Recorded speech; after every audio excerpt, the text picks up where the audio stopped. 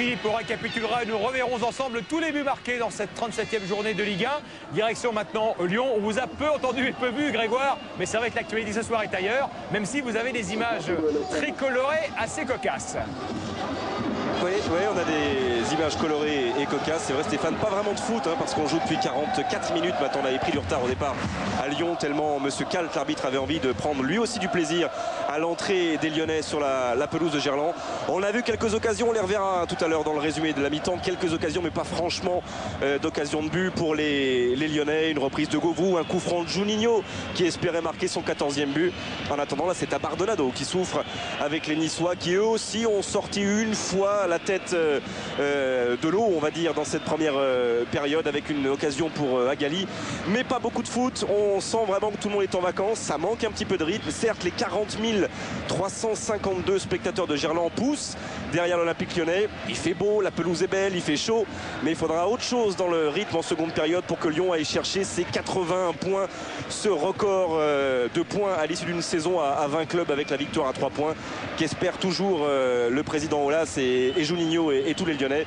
C'est vrai que c'est rouge, c'est vrai que c'est bleu, mais pour l'instant ça n'a pas encore fonctionné en termes de jeu, et pas vraiment d'inquiétude pour Damien Gregorini, le gardien de l'OGC Nice.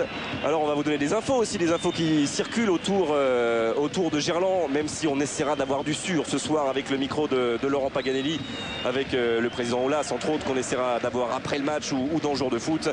Mais c'est vrai que de plus en plus se murmure le nom de Claude Puel. Le président Aulas a dit qu'il le dirait peut-être pas demain. Une conférence de presse était prévue vers 17 h et peut-être attendra-t-il, nous disait-il avant la rencontre, lundi, avant d'annoncer définitivement le nom du futur entraîneur de Lyon. En attendant, Malouda dans la surface de réparation, ce sera trop pour Sylvain Wilter. Voilà, c'est un petit peu à l'image là, ce que vous venez de voir de cette première période, avec des Lyonnais qui jouent relâchés, faciles, qui laissent s'exprimer leur technique. On voit ce beau centre de Malouda devant Scotto, mais il manque un petit peu de précision. C'est peut-être la précision qu'ils ont perdue dans leurs agapes et dans leur fête nocturne de la semaine à Saint-Tropez. Ça a été très arrosé, ça a été fêté. Ils ont même fait un match amical qu'ils ont remporté 7-2 contre Saint-Tropez, où on a vu Juninho jouer gardien de but, chacun jouait un poste inhabituel. Ça a été la semaine des Lyonnais, et c'est vrai que quand il faut retrouver le rythme de la Ligue 1, même face à des Niçois qui, on le sait, sont maintenus, ils le savent depuis la semaine dernière, eux aussi sont un petit peu en vacances, et ben il manque le petit coup de rein, il manque la lucidité pour réussir le dernier geste. Alors pourquoi pas, juste avant la pause, on est dans le temps additionnel de cette première période, le ballon pour Sidney Govou avec Anthony Réveillère. Et l'ambiance, vous l'entendez, de Gerland, il n'y a pas une place de libre. On est à guichet fermé pour la 15e fois cette saison en Ligue 1. Ça aussi, c'est une des nouveautés côté Olympique Lyonnais, qui s'est trouvé véritablement une base de public. Oh, c'est bien fait de la part de Juninho. Diarra qui ne peut pas frapper. Il va choisir la frappe du pied droit, du pointu. C'était la solution pour le Malien, avec Yves Colleux qui la voyait au fond, tout comme Paul Le Guen. Les deux Bretons qui vont donc quitter Lyon. On revoit la tentative. Le pointu de Diarra au-dessus de la transversale niçoise. Très touchés les deux hommes. Ça aussi, c'est une image qu'on reverra tout à l'heure, d'une belle banderole dans le virage nord qui signifiait l'amour des Lyonnais pour Yves Colleux et pour Paul Le Guen. Né breton, mais lyonnais à tout jamais. En attendant, à la pause ici, ça fait 0-0 à Lyon entre le Nice de Vairua et le Lyon, champion de France. Est-ce que Laurent Paganelli est prêt? Oui, il est là, Laurent. Oui, Paga avec... On va trouver un clown. Allez, Abidal. Allez, Abidal. Qu'est-ce que tu as fait? Tu es blessé? Ouais. Non, mais sinon sans parler de ça, tu as un nez rouge, c'est super sympa. On a vu que vous avez préparé ce match de la meilleure des façons. C'est un trop tout ça et tout, mais finalement, avec Nice, c'est une bonne opposition ce soir. C'est vrai que c'est important de bien finir, bien sûr, mais on prend toujours les matchs au sérieux. Ça se voit, hein? Ouais. Même si, mais bon, ça c'est des fantaisies. C'est un peu l'amusement, mais sur le terrain, je pense qu'il faut respecter l'adversaire et continuer à être sérieux jusqu'au bout. Ouais, c'est vrai, on a envie de voir des buts et finalement c'est presque le seul terrain où il n'y a pas de but ce soir. Vous n'êtes pas arrangé avec Nice avant le match. Ils savent qu'ils sont sauvés quand même, ils le savent, non? Non, il n'y a pas d'arrangement. Ils sont sauvés. C'est bien, mais bon, on se crée des occasions. Maintenant, on n'arrive pas à concrétiser. Il reste 45 minutes, alors tout peut arriver. Et le spectacle continue alors. Ouais. Ok, bon, mais allez, bon match. Merci à vous, messieurs. Orange. Merci à vous, messieurs. C'est l'heure de la pause. C'est l'heure de revoir tous les buts marqués lors de cette première période de la 38e et dernière journée de Ligue 1. Des buts, il y en a eu, même des buts qui comptent double. On va commencer par un but qui compte simple. C'est celui marqué par Lens face à Toulouse. Résumé de la première période avec Thierry David. D'abord, le récapitulatif des résultats de la première période pour constater que 13 buts ont été marqués lors de ces 14 même. Tiens, j'en ai oublié un. Marseille mène à l'extérieur. C'est la seule victoire à l'extérieur pour l'instant. 6 matchs nuls et puis très précieuse, notamment la victoire de Nantes sur Metz, mais nous ne sommes qu'à la 45e minute, on vous le rappelle. Lens-Toulouse, c'est le premier résumé que nous allons vous proposer. Il est proposé par Thierry David. Oui, Stéphane, une rencontre qui finalement ne vaut que par le retour de Daniel Morera sous les couleurs toulousaines à Lens. Et une rencontre entamée tambour battant par des Lensois qui veulent finir sur une bonne note devant leur public. Première occasion, 11 minutes de jeu. La frappe est signée Daniel Cousin, ça passe juste à côté. Début de Christophe Rebaud, une équipe de Toulouse qui, elle, de son côté, aimerait bien effacer les 6 revers consécutifs subis en championnat dernièrement. Francis Gillot, lui aussi, aimerait offrir une dernière victoire à son public pour la dernière à domicile. 32 minutes de jeu, un ballon qui va parvenir jusqu'à Eric Carrière, le ballon est repoussé, reprise de Daniel Cousin et 1-0 pour le Racing Club de Lens. C'est le 9e but de Daniel Cousin en championnat cette saison, un but qui permet donc aux Lensois de mener 1-0 à la pause face à cette équipe toulousaine. Merci Thierry pour ne pas perdre le bénéfice de sa 2e place et sa qualification directe pour la Ligue des Champions. Lille ne doit pas perdre ce soir à Auxerre. Philippe Doucet. Et ce sont les Lillois justement qui sont mieux partis dans cette rencontre, avec notamment quelques approximations de la défense auxerroise et notamment ici de Grichting qui offre une belle occasion à Odemwingie. Tir trop croisé pour l'attaquant lillois, mais ça préfigure un petit peu du reste de cette première période. Pourtant les Auxerrois sur quelques occasions réussissent à mettre Silva en danger. Ici c'est la tête de Benjani servi par Akale. Bel arrêt de Silva. Et puis ce 1-2 parfait, plein axe entre Makoun et Odemwingie, et le jeune attaquant titularisé à la place de Moussilou aujourd'hui. Eh bien, bonne vision de la part de Claude Puel, puisque Odemwingie du gauche parvient à tromper Fabien Cole qui freine ce ballon mais insuffisamment le poteau, et le ballon qui rentre tout juste. Donc Lille qui mène à 1-0, qui conforte sa 2e place à cet instant. Et puis sur un contre, alors que les Lillois venaient de s'offrir quasiment une occasion de 2-0, eh bien, action entre Akale et Kalou. C'est un grand classique. Superbe remise ici de Kalou. Akale, lui, ensuite est contré. Mais le ballon revient sur un autre Ivoirien. Kalou, 9e but pour Kalou. 1-1 entre Auxerre et Lille. Et pour l'instant, Lille est accroché à sa fameuse 2e place que lui convoite Monaco. Monaco face à Saint-Etienne. David Berger. Avec une première mi-temps un petit peu décousue, très hachée, mais avec des buts et des occasions. Ça n'a pas traîné en tout cas. 1 minute de jeu sur ce centre. La tête de Chevanton qui avait marqué à la première journée. Il marque donc également à la dernière, mais c'est son premier but de la tête, son 10e de la saison. La joie de l'Uruguayen, l'ancien buteur de Lecce, 1-0. Et puis 8 minutes plus tard, la réaction stéphanoise. Monaco qui avait un petit peu baissé de pied.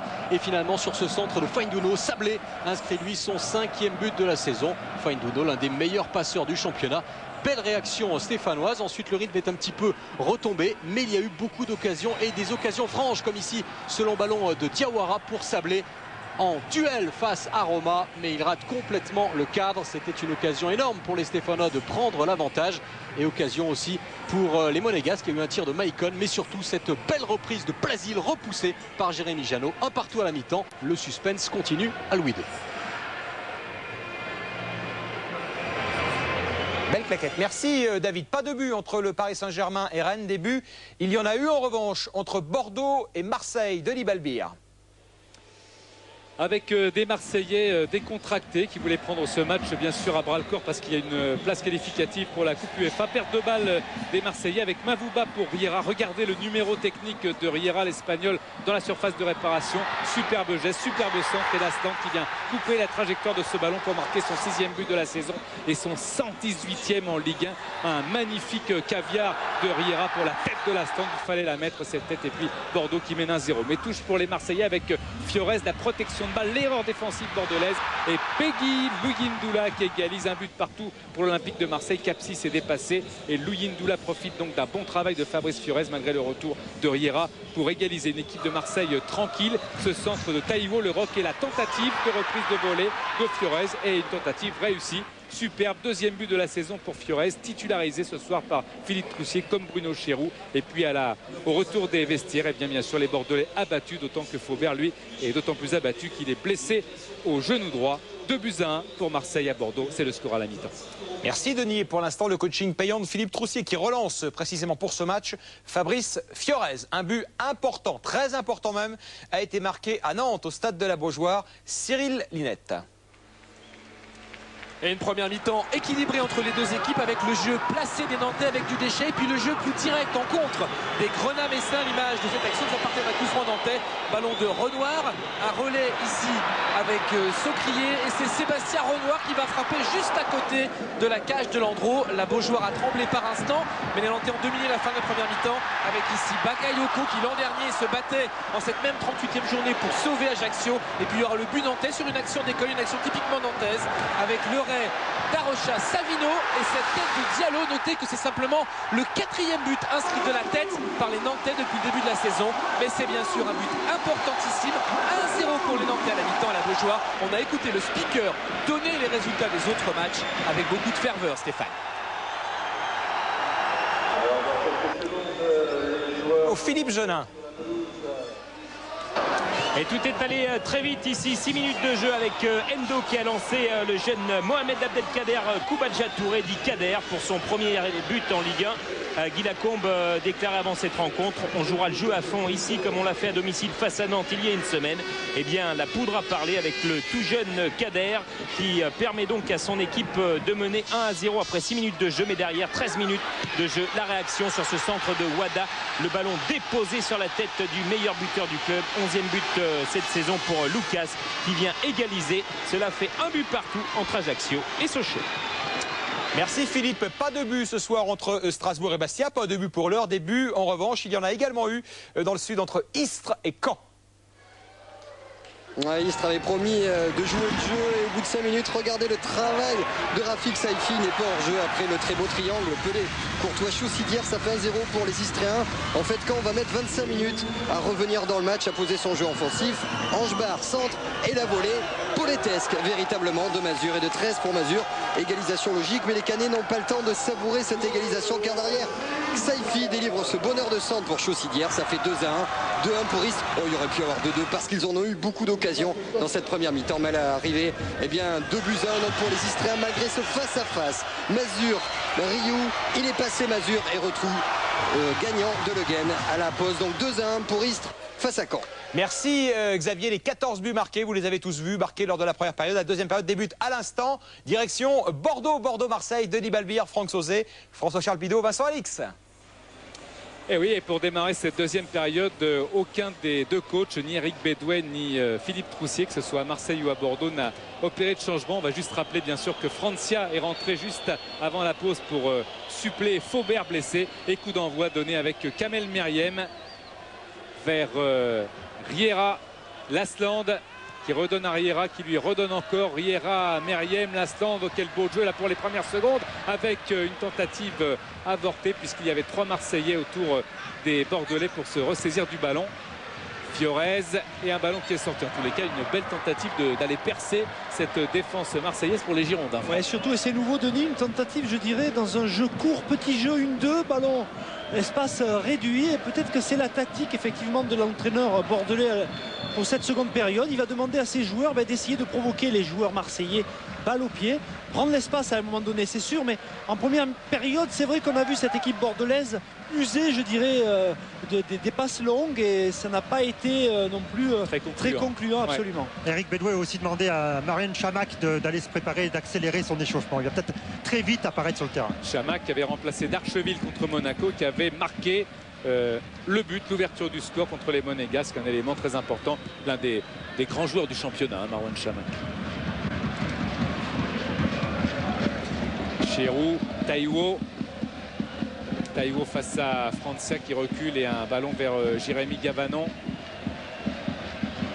Dégagement de Gavanon sur le côté de Fiorez qui a été poussé lorsqu'il était en l'air. Fabrice Fiorez, il bénéficiera donc d'un coup franc sifflé par Monsieur Poula.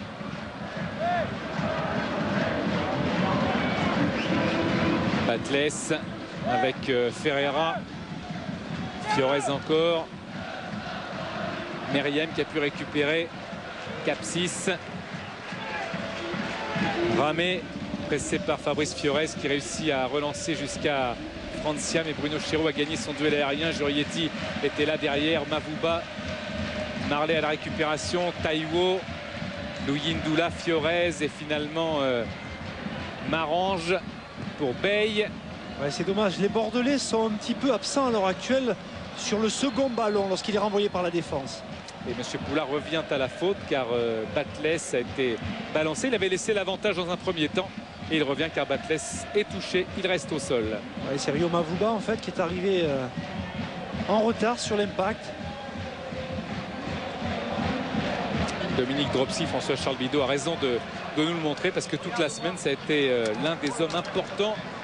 Étant donné que Michel Pavon est toujours souffrant, l'un des hommes importants pour aller motiver les Bordelais à aller chercher absolument ces 3 points de la victoire pour se maintenir sans souffrir et sans écouter les autres résultats. Ferreira, Pedretti, il n'y a rien de pire, Franck, dans un dernier match que de compter sur les autres. Ah oui, absolument. Absolument. Il faut être maître de son destin le plus possible. C'est pas le cas ce soir pour les Bordelais. Francia avec un départ de Jurietti dans le couloir. Jurietti qui lutte avec Marley. Merci Denis, on va au Parc des Princes. Eric Bénard, PSG Rennes. Avec un corner pour les Parisiens, toujours 0-0. Les Rennais savent ce qu'il leur reste à faire, c'est marqué. Si Marseille mène toujours à Bordeaux, c'est marqué dans cette seconde période. Mais là, ce sont les Parisiens qui sont tout près d'ouvrir le score. Il s'en est fallu de peu. Les Rennais, Michel Hidalgo, vont devoir se montrer plus mordants qu'ils ne le sont jusqu'à présent. Oui, on dirait qu'il manque un petit peu de détermination. C'est surtout les Parisiens qui ont eu une poussée plus forte dans les dernières minutes de la première mi-temps. Et lors de cette deuxième mi-temps, c'est eux qui sont encore les plus dangereux avec ce tir qui est passé pas très loin de la cage d'Ixaston. Semac, 2 fois, les 2 occasions parisiennes dans ce match auront été signées Semac. Mais là, ce sont les Rennais avec Étienne Didot pour Frey. Il y a eu 1 ou 2 petites occasions pour les Rennais en première période, mais ça a été pauvre en occasion quand même. Kallström, le Suédois avec Maoulida. Le bon centre et la bonne prise de balle de Lionel Letizy qui relance immédiatement. Eric, je vous coupe, on file rapidement à Auxerre. Philippe Doucet, Gilles Vessière à Séville. Et oui, pour son dernier match professionnel, il vient de siffler un penalty pour cette faute sur Odemwingie, accroché par Lachuer. Oui, dit Olivier Rouillet. Oui, bon, il y a penalty. C'est-à-dire que ce soit très lancé, tout ça, c'était un petit peu arrêté. Mais enfin, la faute a été vue par l'arbitre Gilles Vessière. Fabien Cole face à Bodmer qui va frapper ce penalty. C'est la première fois cette saison qu'il frappe un penalty car ni Brunel ni Asimovic, les tireurs habituels, ne sont sur le terrain. Mathieu Bodmer avec très peu d'élan face à Cole. Et c'est une réussite lilloise. 2-1 maintenant pour le LOSC qui, dans sa course pour la seconde place, prend quelques longueurs d'avance supplémentaires. Oui, avec un beau penalty de Bodmer, le pied bien ouvert. Cole est parti dans le bon côté, mais le tir est absolument parfait de Bodmer. À noter quand même que sur l'action, Odemwingie avait mystifié les défenseurs. Donc Lachuer est venu quand même le crocheter. Donc le penalty était parfaitement justifié. Merci Olivier, on rappelle que dans sa lutte avec Monaco, Lille a donc un sérieux avantage. Monaco mise en échec à domicile par Saint-Etienne. La 4e place est occupée par les Marseillais pour l'instant, avec leur succès 2-1 sur la pelouse de Bordeaux. Qu'en est-il des Rennais qui l'ont perdu cette 4e place, Eric? Rennes mise en échec au Parc des Princes par le Paris Saint-Germain, 0-0. Et Rennes qui ne montre pas grand-chose surtout. Michel, il faut faire quoi là, Michel Hidalgo? Il faut peut-être jouer plus offensivement, c'est-à-dire avoir des attaquants qui, pour l'instant, il y a surtout Frey qui est en pointe, et avoir 2 attaquants notamment sur les côtés, parce que les meilleures passes sont encore les centres, si on veut marquer des buts. Paoletta face à Jacques Fati en 1 contre 1. Pas vraiment de soutien pour le Portugais. Cette fois, ça y est, avec Modeste Mbami. Un peu isolé lui aussi, Modeste Mbami. Alors il tourne sur lui-même. Ce sont Rennais de toute façon de venir mordre dans le ballon. Il n'y a pas cette provocation de la part des Bretons, là, surtout à l'approche des 16,50 m. Et les occasions les plus favorables sont toujours sur les coups francs ou les corners. Tiens, là c'est juste une petite parenthèse parce qu'on parlait de Gilles Vessière tout à l'heure pour signaler que messieurs Bombard et Dutheil, les arbitres assistants de cette rencontre qu'on voit depuis presque 10 ans en Ligue 1, eh bien, prennent également leur retraite ce soir puisqu'ils auront 45 ans l'année prochaine. Ça c'est un clin d'œil aux arbitres. On est habitué à les voir tous les week-ends sur Canal. Allez, bonne retraite. Dégagement d'Isaacson. C'est un jour qui peut être historique pour le Stade Rennais si les Rennais parviennent en l'état actuel des choses à l'emporter, car bien évidemment si Bordeaux égalise ce sera une autre histoire. Monterrubio qu'on a moins vu la semaine dernière. Il n'est pas tellement devant, hein. Il est milieu de terrain et on n'a pas ses passes habituelles. Jeune champ pour Dido qui essaye de prolonger pour Maoulida. Sana, Badian qui, comme s'ils avaient joué toujours ensemble en charnière centrale. Paoletta avec un appel de balle de Bernard Mendy. Paoletta qui conserve cette balle. Donne à Mendy. Le centre de Mendy. Sema qui est à la réception. Wadou également. Et Roten derrière. Il peut remettre et prise de balle juste derrière d'Isaacson. Mais la poussée est toujours parisienne. Et il y a une poussée des supporters rennais en ce moment. Ils sont 3-4 000 à avoir fait le déplacement. Et ils poussent également. Il reste encore 40 minutes à jouer, un petit peu moins dans cette seconde période. Mais pour l'instant, on ne voit pas très bien comment les Rennais... But à Ajaccio, Philippe Gelin. Oh, et quel but! Rappelez-vous le chef-d'œuvre le week-end dernier à Lille, inscrit par Nasser Ouada. Et bien celui-ci est de haute volée également pour Nasser Ouada qui donne l'avantage enfin dans cette rencontre pour cette formation d'Ajaccio. Regardez ce ballon insaisissable. 2-1 pour la CA. Merci à vous Philippe. But au Parc des Princes, Eric Bénard. Et il est parisien ce but avec Paoletta qui vient d'ouvrir le score pour le Paris Saint-Germain. Alors là maintenant les Rennais doivent marquer 2 fois pour être européen, mais on va le revoir. But de Pedro Miguel Paoletta qui termine donc la saison remarquablement. Regardez, un petit raté et Paoletta dans un angle complètement fermé, Michel, qui vient tromper Isaacson. Il marque de façon très belle parce qu'il n'y avait pas grand chose à faire pour battre le gardien, le grand gardien rennais. Regardez, il n'y a presque pas d'angle et il fait juste le ballon piqué et qui va au fond des filets. 1-0 pour le Paris Saint-Germain, ça se complique pour les Bretons. C'est le 97e but marqué par Pedro Miguel Paoletta en Ligue 1. On rappelle que Lilian Lasland a lui marqué son 118e but ce soir dans sa carrière. Coup d'œil Eric sur le haut du classement pour constater que la très belle opération est faite pour l'heure par l'Olympique de Marseille qui conforte maintenant sa 4e place. Il faut au Rennais marquer 2 fois pour rejoindre les Marseillais. Et puis le bas du classement maintenant après le but d'Ajaccio contre Sochaux. Ajaccio qui mène. Plus que jamais, Bastia et Caen relégables.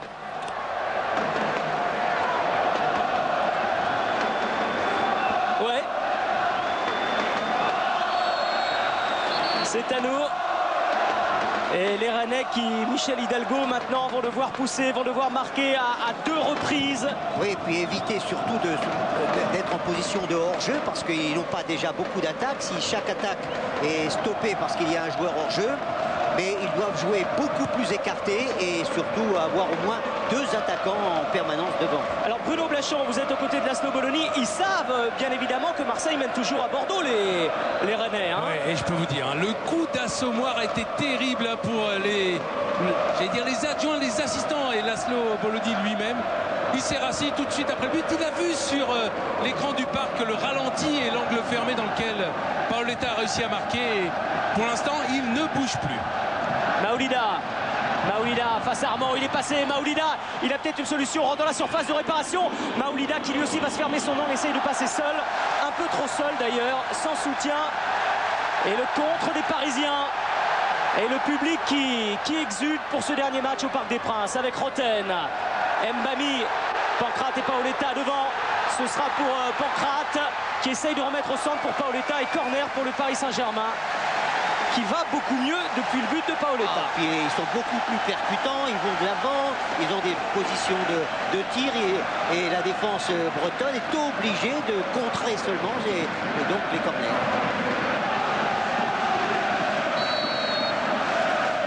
Roten pour tirer ce corner.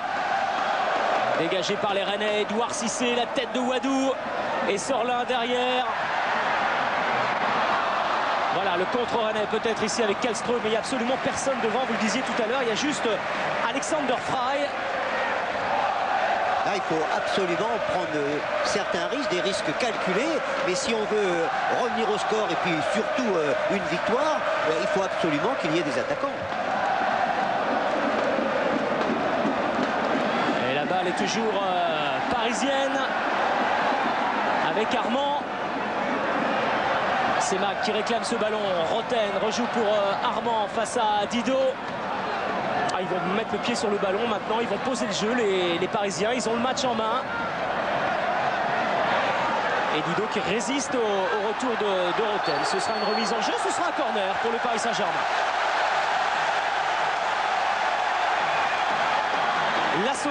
L'assommoir pour Didot et les Rennais pour l'instant. Ouais, mais il faut qu'il y ait une réaction. On ne peut pas accepter comme ça les événements. Prendre un but, c'est possible, mais il reste encore beaucoup de minutes et on peut revenir au score et même remporter ce match. Mais encore faut-il être plus offensif. Attention à ce corner pour le PSG tiré par Roten. Ballon dégagé par Cyril Jeunechamp. Et tout de suite, immédiatement récupéré par les Parisiens. Avec Paoletta excentré. On voit beaucoup côté droit ce soir. Paoletta. Merci Eric, on va à Ajaccio, Philippe Jeunin du nouveau. Avec Monsieur Layek qui vient d'accorder un penalty pour l'ACA, une faute du jeune Maxime Josse, titulaire pour la 3e fois de la saison, qui a déstabilisé Robin, et c'est un penalty pour André Louis qui souffre de plus en plus de son genou gauche. Vous voyez le bandage, il a reçu une piqûre, une infiltration à la mi-temps dans ce genou parce qu'il boitait bas en fin de première période. Et c'est parti, il y a toujours 2-1. C'est un penalty en faveur d'André Louis. Elle s'est détournée par Teddy Richert et c'est le 3e penalty cette saison arrêté du côté, enfin manqué du côté de l'ACA. Merci Philippe, on va prendre des nouvelles de l'autre équipe Corse. Bastia a marqué un but à Strasbourg ce soir, Thomas Guichard. C'est Bordeaux qui jouera la saison prochaine en Ligue 2. Oui, mais pour l'instant, Bastia est toujours tenu en échec à la Méno, toujours 0-0, alors que l'on approche tout doucement de l'heure de jeu. Pourtant, les Corses continuent de pousser en début de seconde période. Ils se sont créés la plus belle occasion pour le moment dans cette seconde période par l'intermédiaire de Fabrice Jo. Encore lui, une frappe puissante à l'entrée de la surface, mais à chaque fois, il y a toujours un excellent Cassard dans les buts de Strasbourg pour retarder l'échéance. Attention là, cette balle d'André dans la surface de réparation, c'est une nouvelle fois repoussé par Deveau et la défense strasbourgeoise. Mais pour le moment donc, Bastia est toujours tenu en échec. Bastia pour le moment jouera en Ligue 2 la saison prochaine. Toujours 0-0 Stéphane. Merci Thomas, c'est vrai, pour l'instant les deux relégables en plus d'Istres sont, on le rappelle, le Stade Malherbe de Caen et le Sporting Club de Bastia. Bordeaux-Marseille, les Bordelais ont-ils les moyens de réagir, Denis Balbir? Est-ce que vous sentez du nouveau dans ce match? Oui, ils ont les moyens de réagir, et ils le font avec l'entrée tout à l'heure de Marouane Chamakh à la place de Darcheville. Et vous l'entendez, le public lui aussi le sent que cette équipe de Bordeaux peut refaire surface, mais il faudra pour cela, Franck, marquer très vite, car sinon les Marseillais vont faire comme tout à l'heure, attendre et venir menacer la cage de Dric. Bien sûr, Denis, en tout cas, un but qui pourrait condamner Caen, Xavier Giraudon. Oh oui, il est terrible ce but pour la formation malherbiste, avec le but marqué par Azedine Raoult sur un travail extraordinaire du poète Victor Hugo Montano. Regardez ce qu'il fait, le Colombien, c'est exceptionnel. Pas de faute, autrement c'est l'expulsion. Et derrière, le service en or. Ça fait 3-1. Ça va être dur, très dur désormais pour les Canets, complètement abattus à l'image de leur entraîneur Franck Dumas et tout le banc qui s'est levé dans un premier temps et s'est rassis aussitôt. 3-1 donc pour Istres face à Caen. Et on parlait d'arrangement avant cette journée possible, il n'y en a pas. La preuve avec la victoire d'Istres sur Caen, la preuve avec la victoire du PSG sur Rennes qui fait l'affaire de l'OM. Philippe Jeunin. Ce geste, Philippe Jeunin à Ajaccio, un carton rouge de sortie de Philippe. Il y a du nouveau. Carton rouge pour Martial Robin avec vraiment un coup de karaté sur le visage de Lonfa et le désarroi bien entendu de Roland Courbis sur le banc. Parce que regardez ce geste, il est terrible, ce coup de pied de Martial Robin au visage de Lonfa. Eh bien les affaires d'Ajaccio pourraient ne pas s'arranger parce qu'il y a eu ce penalty, vous avez vu il y a quelques instants, détourné par Richert face à André Louis. Et là Martial Robin, il va retourner du côté des vestiaires. Ajaccio qui mène toujours 2-1 face à Sochaux. Merci Philippe, on parlait de la bonne opération des Marseillais, favorisée aussi par la victoire du Paris Saint-Germain sur Rennes, Denis Balbir. Attention avec la sortie d'Ulrich Ramine, sortie un petit peu kamikaze vers ses partenaires défenseurs, et Francia qui a pu dégager avec Lasland, Taiwo, Lilian Lasland, Franck, qui est l'homme pour l'instant de cette deuxième mi-temps. C'est vrai qu'il y a Chamakh qui est rentré, mais Lasland c'est un exemple. Il s'est fait marcher sur la main tout à l'heure. D'ailleurs, il marche le bras collé au corps. Ça veut dire qu'il souffre peut-être d'une fêlure du poignet, parce qu'il a reçu vraiment une semelle involontaire bien sûr d'un Marseillais, d'un défenseur. Et il continue à se battre, il continue à montrer l'exemple, il continue à y croire. Bien sûr, Denis, souvenez-vous de l'action, il est allé mettre la tête où certains joueurs ne mettent même pas les pieds, je dirais. Donc c'est vrai qu'à l'heure actuelle, on sent un Bordeaux beaucoup plus déterminé.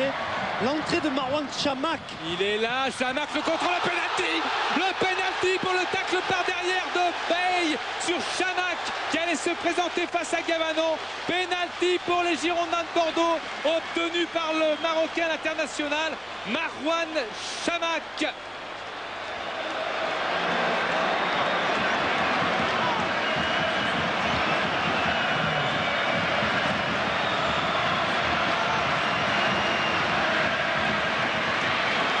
Qui va se présenter face à Jérémy Gavanon. Il y avait Barthez dans les buts pour arrêter un pénalty de Shabani Nonda il y a quelques semaines. Riera avait raté face à Cassar qui avait arrêté pour les Girondins. Et regardez Marouane Chamakh qui va parler aux soigneurs, récupérer, c'est le long de la touche. Monsieur Poula de toute façon n'a pas hésité un seul instant, alors que les supporters marseillais qui ont fait le déplacement commencent à sortir les fumigènes, pourtant interdits bien sûr et bannis des stades. Kamel Meriem sans doute va se présenter pour aller essayer de tromper Jérémy Gavanon. Kamel Meriem, lui, l'ancien Marseillais, alors que des Marseillais, notamment Fiorez, Bey et d'autres sont en train de discuter avec Monsieur Poula. Jérémy Gavanon qui se prépare pour ce tir au but, discussion un petit peu âpre qui s'envenime entre Lasland et Fabrice Fiorez qui est venu à tort, c'est vrai, discuter la décision de l'arbitre.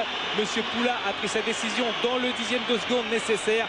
Il l'a fait, c'est trop tard pour revenir là-dessus. En tous les cas, il y a bel et bien pénalty. Alors devant le ballon, Jurietti, Meriem sont en train de discuter pour aller tromper Gavanon. Ulrich Ramé, le capitaine des Girondins, est allé se présenter vers le groupe. On revoit la faute encore ici de Bey sur Chamakh qui est en l'air et qui est indiscutablement déséquilibré à ce moment-là, Franck. Oui, effectivement, oui, c'est un tacle un petit peu à l'aveugle de la part de Bey. Il ne voit pas le joueur bordelais venir dans son dos. Il est un petit peu juste. L'arbitre prend sa décision. Il siffle pénalty. Le pénalty, Monsieur Poula regarde si tout le monde est bien en dehors de la surface de réparation. Meriem très concentré sur ce ballon. C'est un ballon extrêmement important. C'est le ballon du championnat. C'est le ballon du sauvetage pour les Girondins de Bordeaux. C'est le ballon de l'année. Kamel Meriem face à Jérémy Gavanon.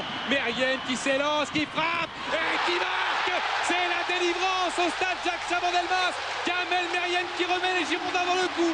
Bordeaux et Marseille sont à égalité. 2 buts partout et pour l'instant Bordeaux reste en Ligue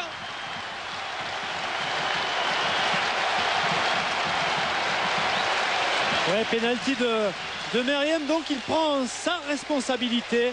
Frappe coup du pied dans l'axe, légèrement sur la gauche de Gavanon.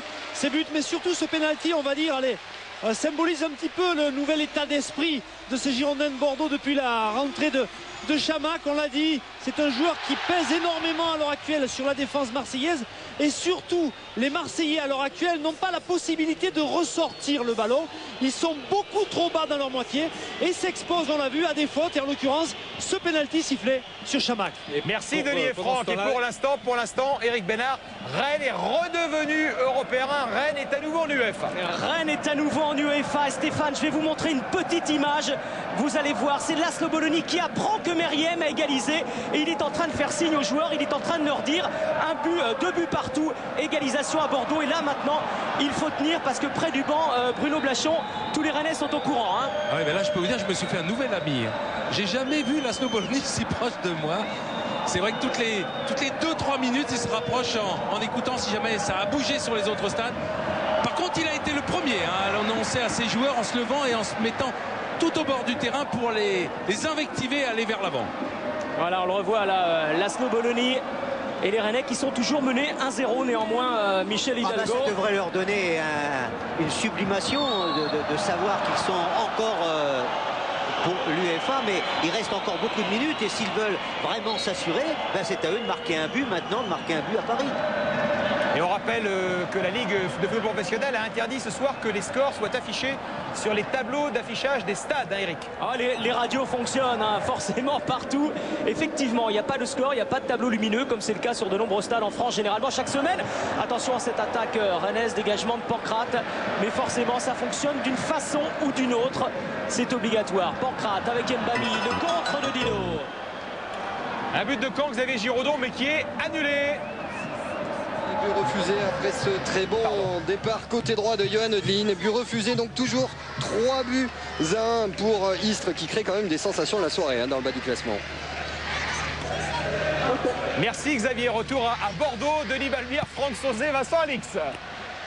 Oui, ça sent la folie ici au stade Jacques Chaban-Delmas. Tout le monde est bien sûr très heureux ici que les Bordelais soient revenus dans la partie. À noter que Ndiaye a remplacé Batles et qu'à l'instant Fabrice Fiorez sous les sifflets sort du terrain en applaudissant le stade Jacques Chaban-Delmas. Il est remplacé, il me semble, par Habib Bamogo. Voilà, c'est certain maintenant. Bamogo qui rentre, Ndiaye qui rentre. 2 changements opérés par Philippe Troussier pour redonner peut-être un souffle nouveau à l'Olympique de Marseille qui doit se battre maintenant pour essayer d'aller marquer un but à Ulrich Ramé. Mais ce sont les Bordelais galvanisés par ce pénalty marqué par Meriem. Il avait déjà marqué un pénalty cette saison au Parc des Princes pour ramener un point avec ses Girondins de Bordeaux. Et Kamel Meriem donne l'exemple. On aura beaucoup parlé de confiance, d'exemple à donner. Mais ce sont ces joueurs-là, Meriem, Lasland, qui doivent le faire avec Yomavouba aussi. Pour Marange, le jeune stagiaire des Girondins de Bordeaux qui essaye de trouver Riera face à Demetrius Ferreira. Riera qui s'est un petit peu emballé dans ses poussées, c'est vrai. Et Monsieur Poula a sifflé un coup franc pour les Girondins de Bordeaux. Non, ce sont pour les Marseillais bien sûr avec Pedretti. Mavouba dans l'espace. Chamac a eu une occasion en or tout à l'heure de marquer un 3e but. Attention à Meriem pour le centre peut-être. Kamel Meriem qui va essayer de donner à Riera. Voilà qui est fait. Il a regardé le centre. Lasland était là. Rio Mavouba pour le contrôler la reprise. C'est un ballon que convoitait Lasland. Encore Mavouba un petit peu accroché. Et Bamogo qui repart. Toujours Marseille et Bordeaux à égalité. 2 buts partout. Mavouba est accroché par Bamogo. C'est un coup franc pour les Girondins. Oui, Denis, à l'heure actuelle, les Marseillais qui... Oui, avec cette faute... Et des Marseillais qui perdent le ballon à des endroits clés du terrain, justement, dans la phase de construction, de récupération. Donc ça donne des bons ballons aux Bordelais pour contre-attaquer.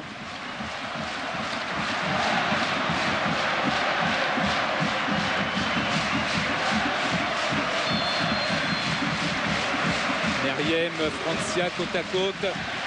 Meriem et Francia pour jouer ce coup franc. Ce sera Francia qui va donner à Meriem pour centrer, peut-être pas, pourquoi pas au cordeau avec un centre un ballon qui est sorti avant de revenir sur la pelouse. C'est signalé par Nelly Vieno, l'assistante de Monsieur Poula.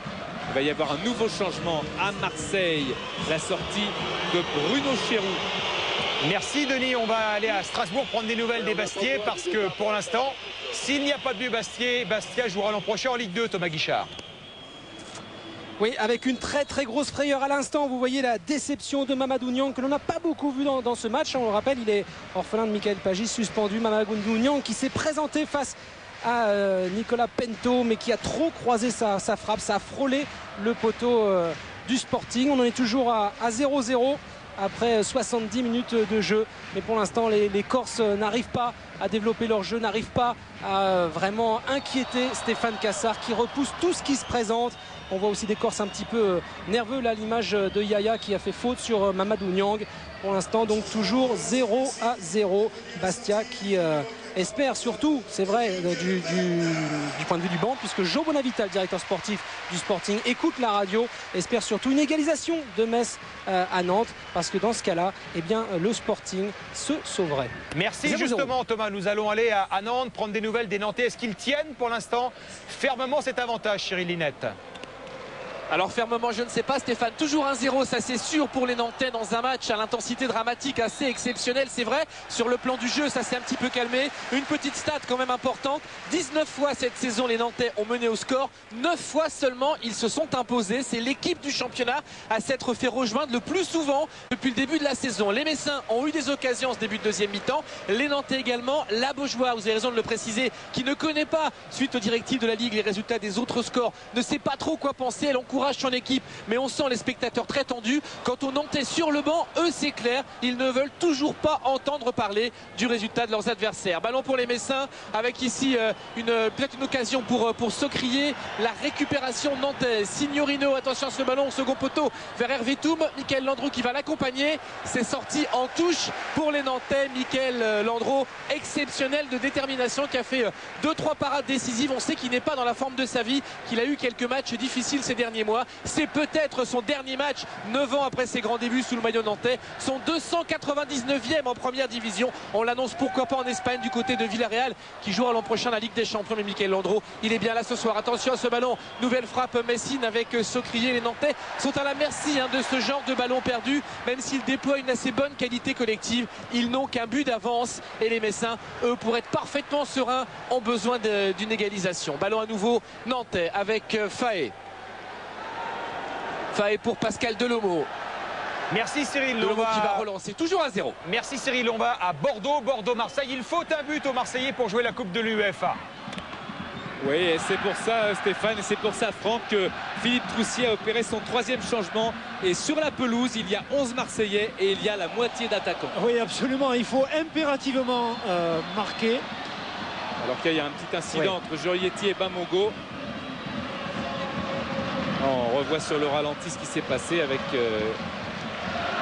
un coup de coude de Jurietti à Bamogo. En tous les cas, Bamogo s'est relevé, c'est le principal. Oui, on disait une équipe de Marseille qui veut chercher les 3 points et la victoire. Bien sûr, Denis, mais vous savez, comme moi, qu'en football, ce n'est pas parce que vous allez additionner des attaquants que vous allez forcément marquer des buts.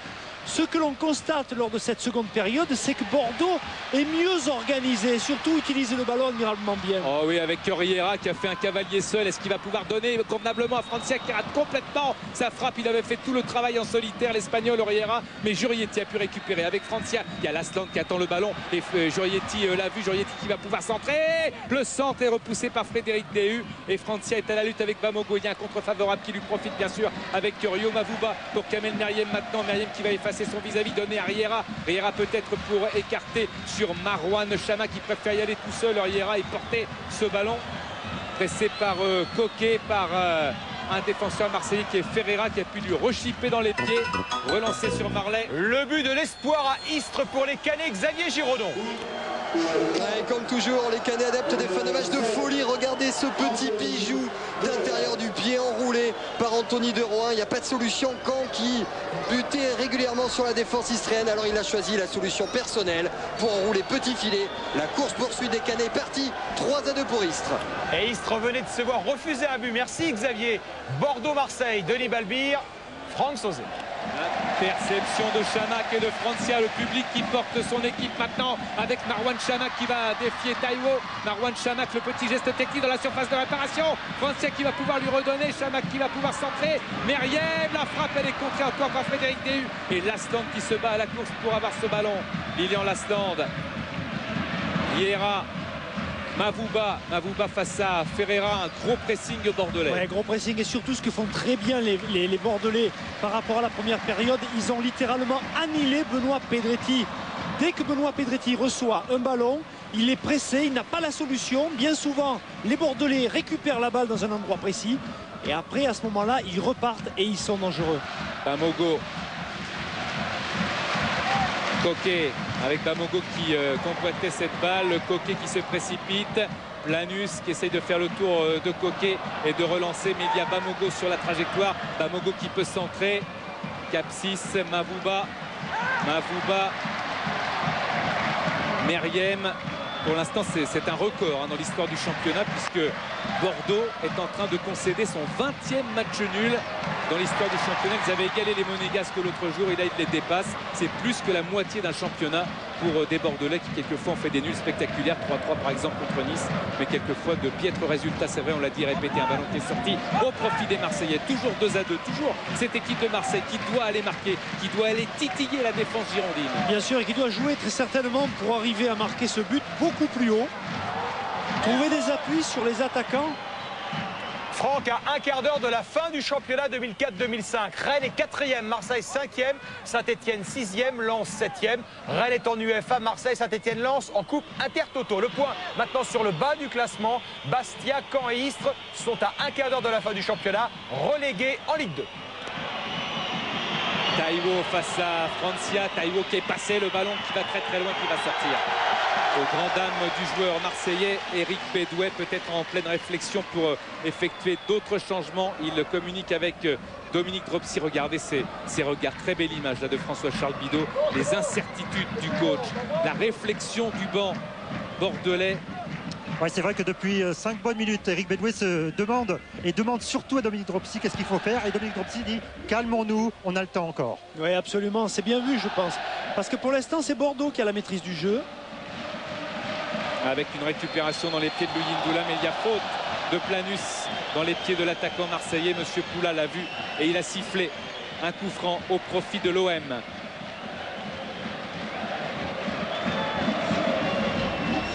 Ouais, c'est un coup franc. Les 2 pieds en avant sur Peggy Louis Ndoula, effectivement, c'est une faute.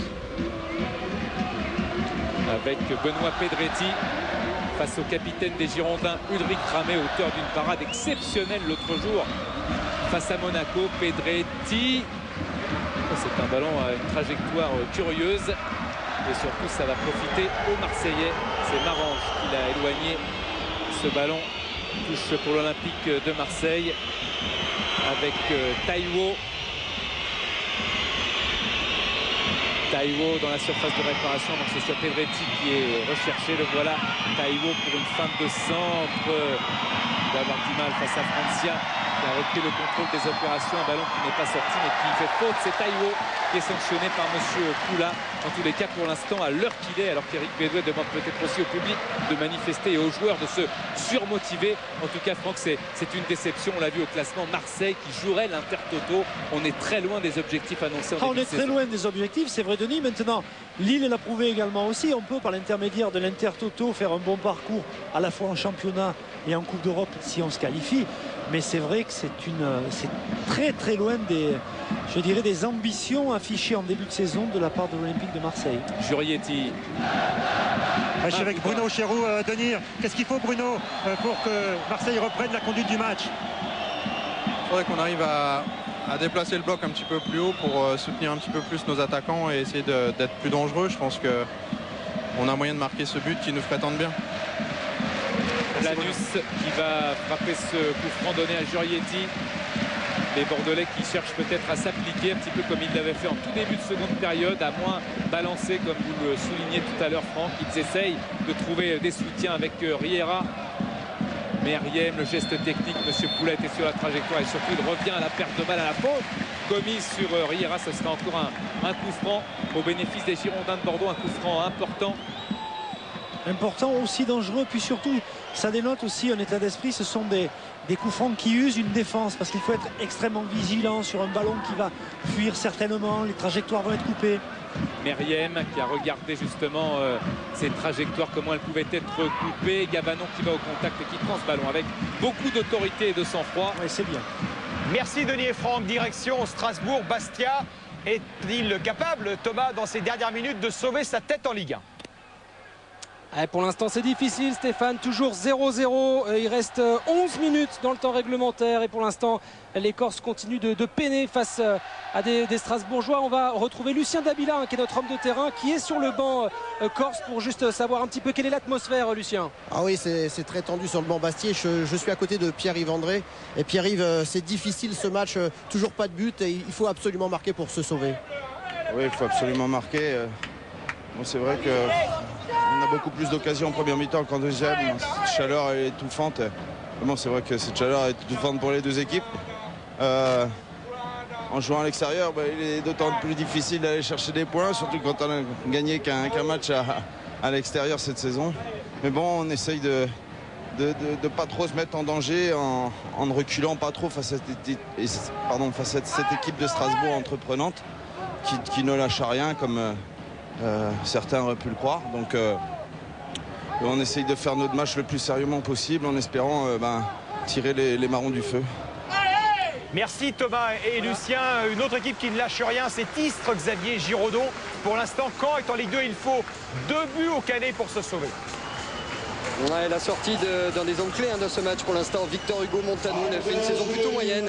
Le Colombien, il a été très bon ce soir, passeur sur l'un des buts. La rentrée de Jimenez, ça c'est la jeune classe istréenne. Mais c'est vrai que l'information de la soirée, c'est ces Canets lancés encore une fois dans une incroyable course-poursuite. Attention à ce ballon dans la surface récupéré par Rudy Rio. On est passé à 3 voire à 2 derrière. Donc obligatoirement, comme sur ce long dégagement, eh bien il y a des balles de 3 partout, il y a des balles de 4 à 2. Et les nerfs des supporters normands qui nous regardent ce soir vont être certainement soumis à rude épreuve. Tout comme la forte colonie qui s'est déplacée ici dans les Bouches-du-Rhône. Pour l'instant, avantage Istres. Et pour l'instant, vous l'avez dit, la grosse déception, le coup de massue. Mais les Canets, comme toujours, vont aller au bout de leur jeu, de leurs idées pour essayer d'aller chercher ce maintien qui serait miraculeux tout de même. Merci Xavier. Le miracle, il se produit pour l'instant à la Beaujoire. Cyril Liette, on rappelle que les Nantais avaient 6% de chance de rester en Ligue 1 à l'aube de cette 38e journée.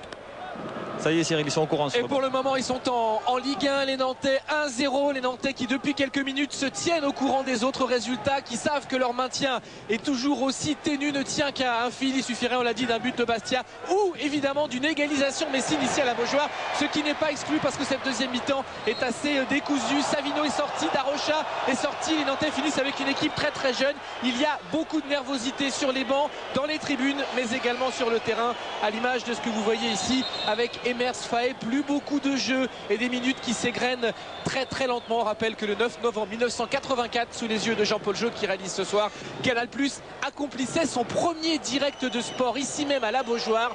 Canal a toujours accompagné les Canaries dans les grandes heures et dans les heures difficiles. Ce sont des heures difficiles, mais pour le moment Nantes est toujours en Ligue 1. Ballon pour les Messins avec ce dégagement de Grégory Vimbé.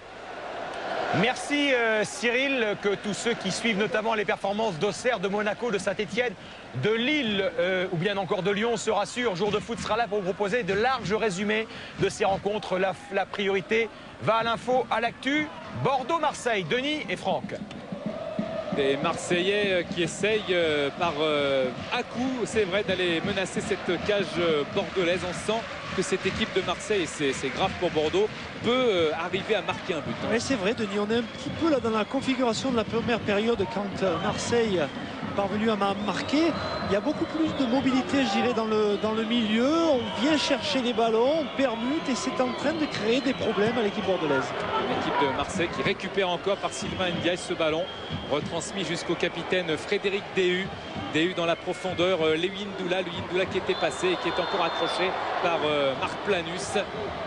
Ce sera un coup franc pour l'Olympique de Marseille. Il aura un carton jaune, Marc Planus, en grande difficulté dans ce match. C'est une main. Ouais, c'est une main, je pense, mais en plus c'est Peggy Lundula qui avait raté son contrôle et finalement, tout en le ratant, mais il a pu essayer de contourner le joueur bordelais qui lui a été surpris, a mis la main.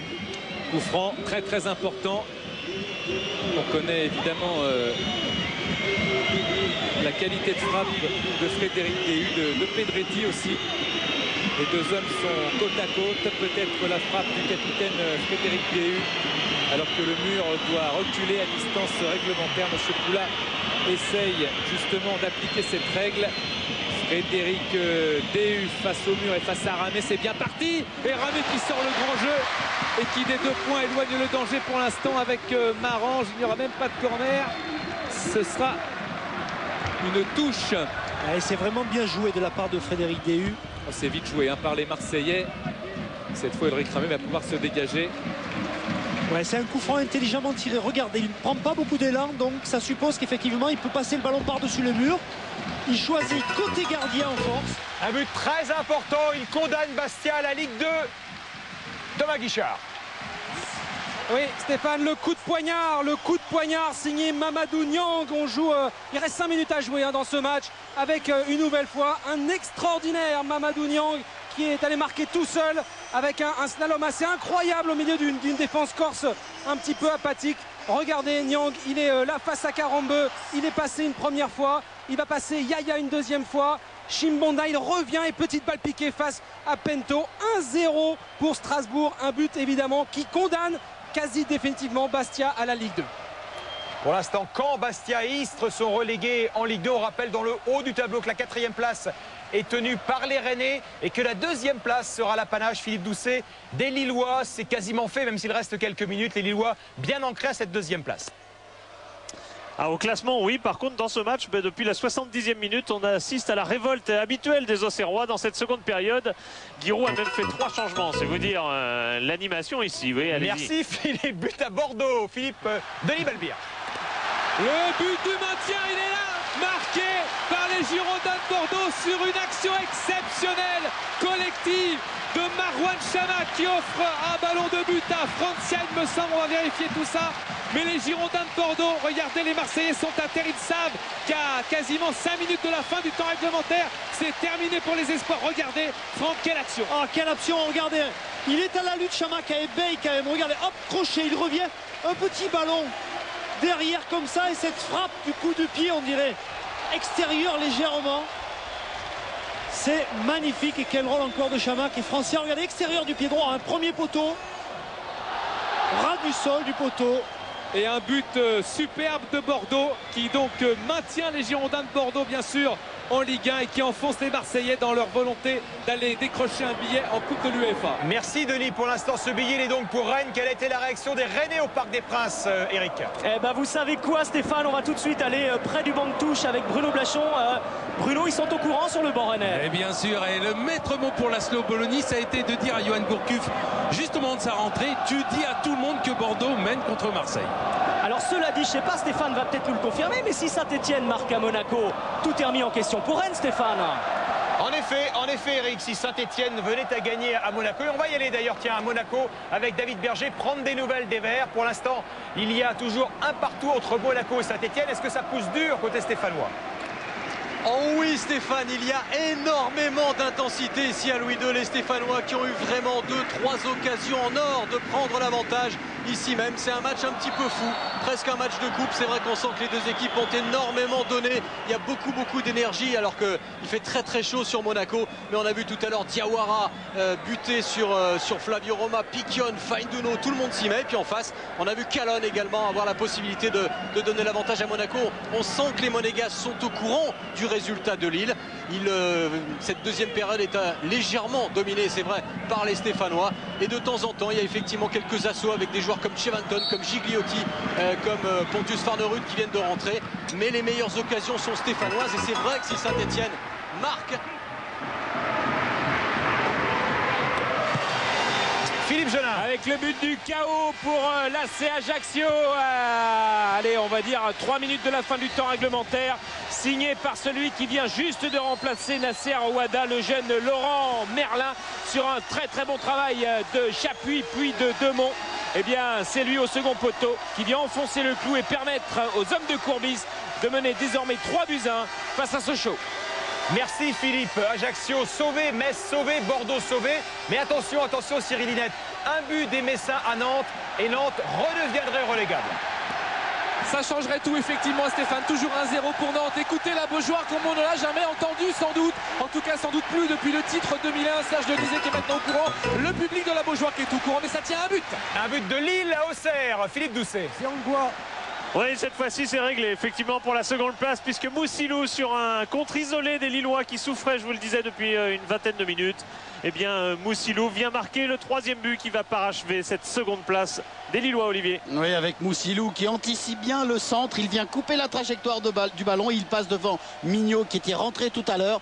Ce centre de Angba est absolument superbe et regardez comment Moussilou se jette pour surprendre Fabien Cole et tout le bonheur de Claude Puel. Merci Philippe, merci Olivier. Direction Nantes où on le rappelle, un seul but messin et Nantes est en Ligue 2. Absolument, les Nantais pour le moment remplissent leur contrat pendant que les résultats leur sont favorables, mais ça tient un but 1-0. On est dans la dernière minute du temps réglementaire, il y aura 3 minutes de temps additionnel. Il reste donc 3 minutes et 40 secondes à souffrir pour le public nantais pour arracher une 43e saison consécutive en première division. Ballon pour K qui est entré tout à l'heure, qui a apporté beaucoup de fraîcheur et de dynamisme. On est dans la surface avec Rubil, ballon repoussé par les Messins. Sont les Nantais quand même qui, de manière à se rassurer, campent dans le but adverse, dans la moitié de camp, moitié de terrain adverse depuis un bon quart d'heure dans cette deuxième mi-temps. Après un début de seconde période relativement équilibré, les Messins ne sont plus trop offensifs, mais sait-on jamais. Attention à ce ballon vers K qui sera à la lutte ici avec Franck Beria qui intervient. Coup franc et dégagement immédiatement. Le silence, le temps additionnel 3 minutes, le silence qui se fait à la Beaujoire parce que forcément derrière, Vimbé va dégager et Metz va peut-être attaquer. 2 minutes 50 encore à tenir pour les Nantais. Le dégagement de Grégory Vimbé. Et ce ballon à nouveau repoussé par la défense des Canaries. Dominique sur le banc de touche, est-ce que c'est la folie? Oui. Allez. Strasbourg, Thomas Guichard, but. Oui, deuxième but strasbourgeois dans les arrêts de jeu. Deuxième but signé Farnerud sur un service de Mamadou Niang. Regardez, c'est parti du camp strasbourgeois. Il n'y a plus de défenseur corse. Pento est tout seul face à Niang, face à Arrache, mais surtout face à Farnerud qui n'a plus qu'à pousser ce ballon. 2-0 pour Strasbourg. Bastia donc définitivement relégué.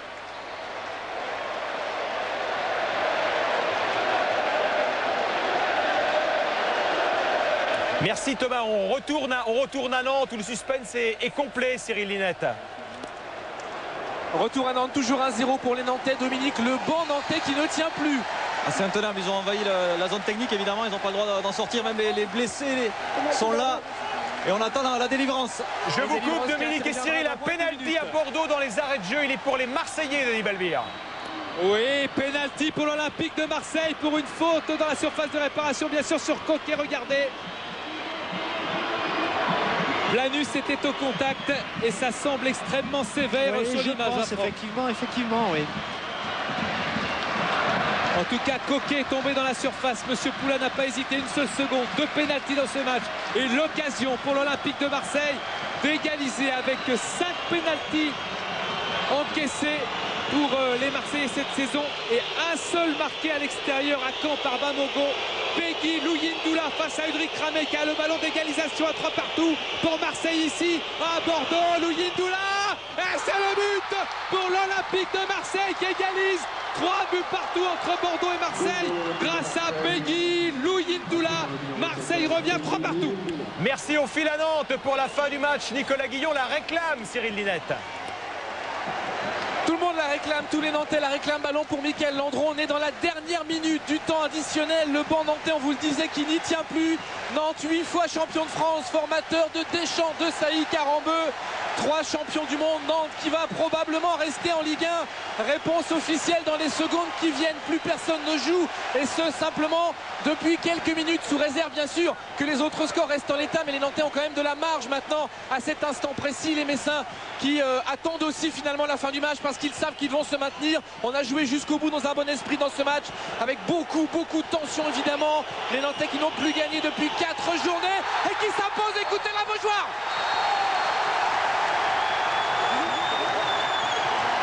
Et la joie de Mickaël Landreau. Il va y avoir encore quelques minutes de battement évidemment ici avant d'être complètement serein. Mais Nantes a priori va rester en première division. C'est un petit miracle, on peut vous le dire Stéphane. Peu de gens y croyaient tout à l'heure lorsqu'on est arrivé au stade. Merci Cyril, on reviendra évidemment vous voir, mais tout de suite, direction Monaco. Si Saint-Etienne marque à Monaco, David Berger, Saint-Etienne est en Coupe de l'UEFA. Oui, Frédéric Piquion a eu la balle de la Coupe de l'UEFA justement il y a 30 secondes de cela avec une occasion énorme encore pour les Stéphanois qui auront certainement beaucoup de regrets si le score en reste là. Piquion qui a buté sur Flavio Roma mais il était parfaitement lancé. Il perd son duel face au gardien monégasque. Des Stéphanois qui essayent de tout donner avec le public qui est au courant. Je vous parlais de 6000 spectateurs stéphanois qui sont présents et qui croient à cette 4e place. Il manque un but aux Stéphanois pour accrocher cette 4e place. Là c'est une faute. C'est Lamine Sako qui a fait son entrée et qui est sanctionné. Les Monégasques vont pouvoir se dégager. On est dans le temps additionnel. 4 minutes au-delà du temps réglementaire ont été accordés par monsieur Le Dentu. Non, faux départ David. C'est pour vous signaler que c'est fini à Ajaccio qui se maintient et c'est fini à Strasbourg. Bastia est en Ligue 2. C'est également le cas de Caen. Je joue à Strasbourg et c'est peut-être... À vous David, à vous. C'est peut-être la dernière offensive pour les Stéphanois avec une faute de Modesto sur David Elbuik. La dernière possibilité pour Saint-Etienne de s'imposer. La dernière victoire stéphanoise ici même à Louis II date du 23 septembre 1980, c'est-à-dire l'année du dernier titre de champion de France des Verts.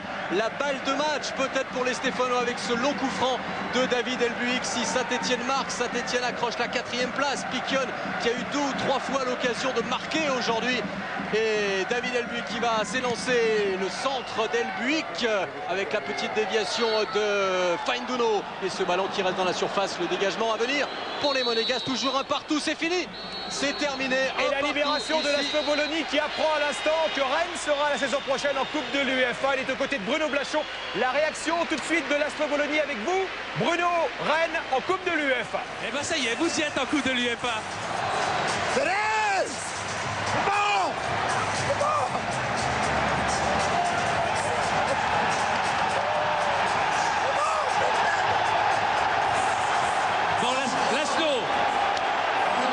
C'est la délivrance vraiment pour l'entraîneur.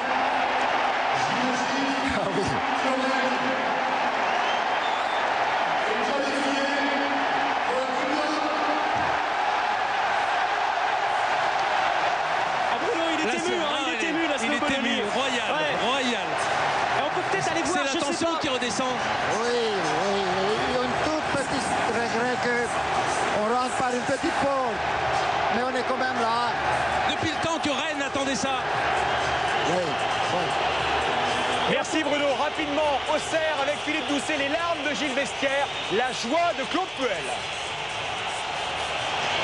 Oui, c'est aussi simple que ça et je crois que oui, Philippe Lefebvre est prêt pour l'interview. Je suis avec les deux. Il a les deux, il a le choix. Allez-y, Philippe, lancez-vous. Claude, si le premier mot, on vous avait dit, ce soir vous seriez... Je crois que la première chose, c'était d'abord de